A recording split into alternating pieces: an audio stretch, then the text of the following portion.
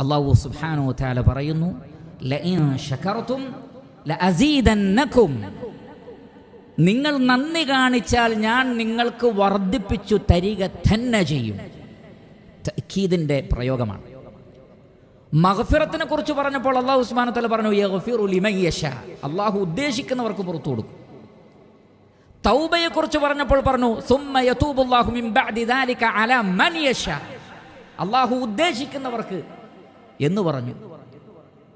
ഉപജീവനത്തെക്കുറിച്ച്, റിസ്ഖിനെ കുറിച്ച് പറഞ്ഞപ്പോൾ പറഞ്ഞു, യർസുഖു മൻ യശാ, അല്ലാഹു ഉദ്ദേശിക്കുന്നവർക്ക് എന്ന് പറഞ്ഞു. നന്ദിയെക്കുറിച്ച് പറഞ്ഞപ്പോൾ ആ മൻ യശാവ് പറഞ്ഞില്ല, മറിച്ച് ലഅസീദന്നകും, ശുക്ർ കാണിച്ചാൽ വർദ്ധനവ് ഉറപ്പാണ്.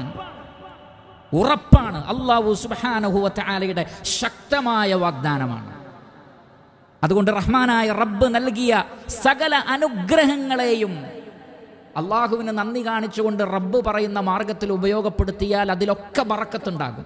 സമ്പത്ത് ലഭിച്ചവർ അള്ളാഹു പറഞ്ഞ മാർഗത്തിൽ ചെലവഴിക്കുക, സമ്പത്തിൽ ബറക്കത്തുണ്ടാകും. ആരോഗ്യത്തെ അള്ളാഹുവിൻ്റെ മാർഗത്തിൽ ചെലവഴിച്ചാൽ ആരോഗ്യത്തിൽ ബറക്കത്തുണ്ടാകും. കണ്ണ്, കാത്, മറ്റു എല്ലാ അവയവങ്ങളെയും റബ്ബിനെ അനുസരിക്കാൻ വേണ്ടി ഉപയോഗപ്പെടുത്തിയാൽ അതിലെല്ലാം ബറക്കത്തുണ്ടാകും. അത് അള്ളാഹുവിൻ്റെ വാഗ്ദാനമാണ്.